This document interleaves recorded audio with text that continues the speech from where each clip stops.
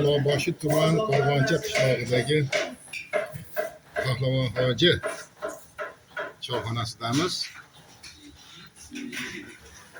Bugun eng zo'r guruchda mana devizrasida Xudo xolasa qovurimiz boshlanaveradi.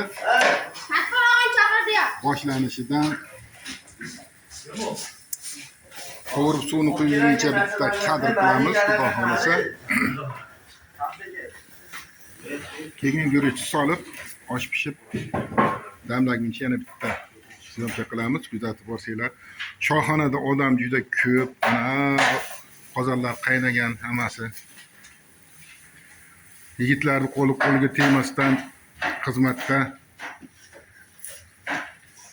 Biri piyoz archayotgan, biri go'sht to'g'rayotgan, biri salat qilayotgan. Hammasi xizmatda.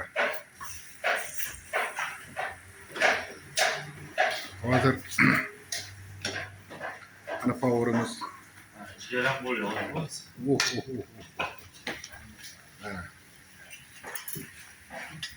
Qovurimiz hozir biz ovqatni boshlaydi.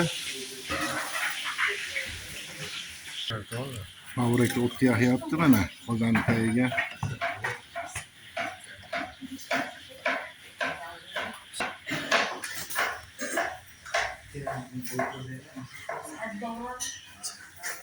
Karapanlar ko'koslar yonishiga loqilib O'rtamiz yondi.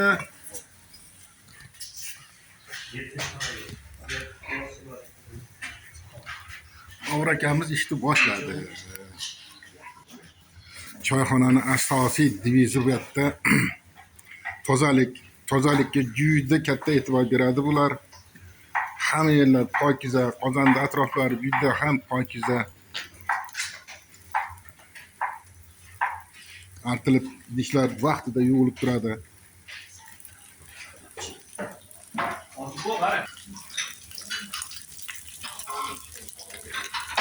Yo'q tashlandi, ish boshlandi. Go'shtlar, sabzilar, piyozlar hammasi tayyor. Ha, guruchimiz endi tegara o'tiladi.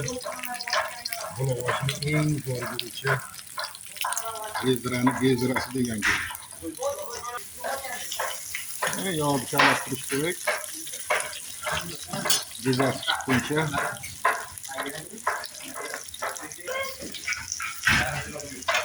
Guruchimiz qora qildiruv degan guruch. 1 kilo 200.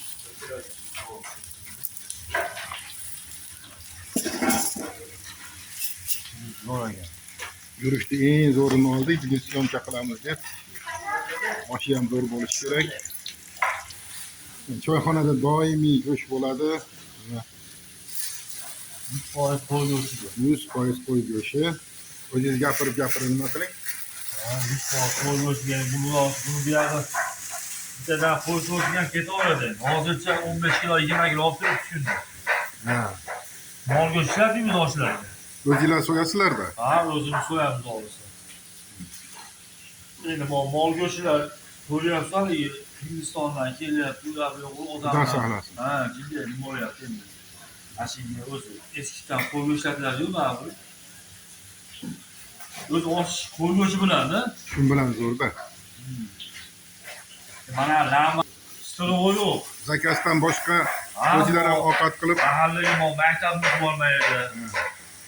O'qituvchilar kiradi, domlalar, ustalar bor. O'qituvchilarga qo'ymaman, lama osh juda zo'r ekan. Qachon kelsa ovqat bor ekan. Ha, bor. Polsiya ovqatlarimiz ham bor. Juda pokiza, juda chiroyli. Qovurlar qo'liga tegmaydi. Yuziga oft xonamiz bor. Aha. Chechpa xonalarimiz to'lgan. Ko'z tegmasin. Choyxona zo'r bo'lsa, klientlar kelaveradi. Bu yerda klientlar uzilmaydi. Qachon qarasa kechasi, kunduzi. Choylarni issiq damlab turishibdi yigitlar. Doimiy qaynab turadi choylar.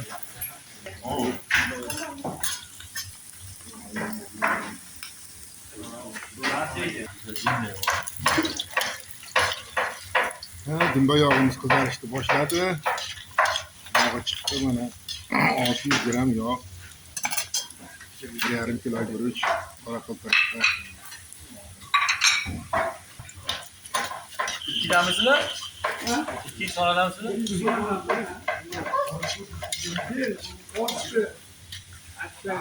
Qancha? Dizamiz tayyor bo'ldi. Ham fabrika dizamlayapti. Mana bundan qizarib ketsa, osh tahir qilishiga sabab bo'ladi. Mana shu normal holat. Yog'lar ham chiqib bo'ldi. Juda obito'bida. Juda obito'bida. Birini suv solamiz.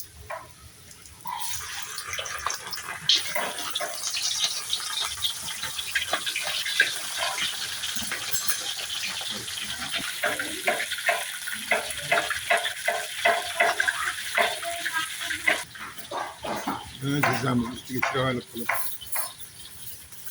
allab-allab qilib qo'rg'alyapti. To'rtta tashlanadi. Tushtildi. Go'shtimizni ham tuz elib qo'yamiz.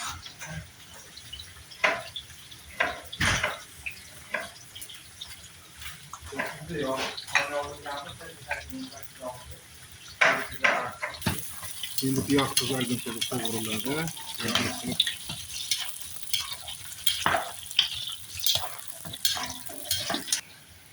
1,5 kilo guruchga saz ajratyapti Povur aka. 1,5 ga 1 kilo 300. 1,5 kilo guruchga 1 kilogram 300 sazi.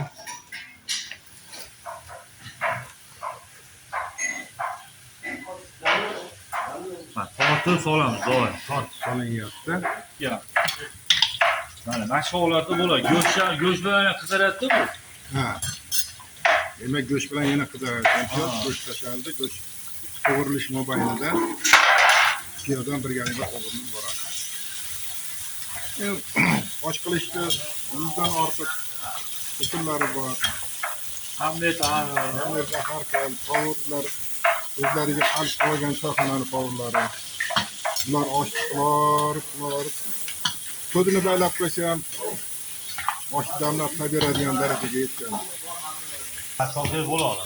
Dam-badam qovurib turiladi. Mana vaqt soat keldi, sabzi solinyapti.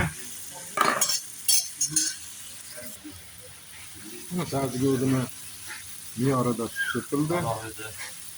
Ko'pchilik sabziga soladi, go'shtga soladi. Ko'pchilik suvga quyib suvga soladi. Bu har qaysi qovurda o'zini o'rgangan uslubi bor. Uslub bo'yicha tayyorlaydi. Lekin past holatda sekin me'yorda bo'ladi. Qo'shilyapti. Juda chiroyli. Ay, sabzi bo'ladi.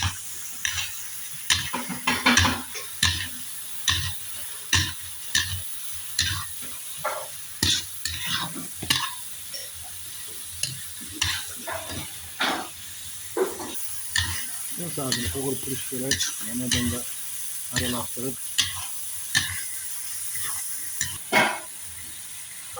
Suv quyulyapti.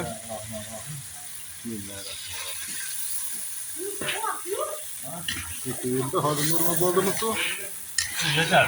Champiyosi keyin guruch solinganda. Xohlasa mashina yetar. Suv quyildi. Endi xudo xolasa Ranglar ham xudo xohlasa. shu yerda video to'xtatamiz. Davomi guruchni solib damlaganda davom etiladi. Kuzatib boringlar.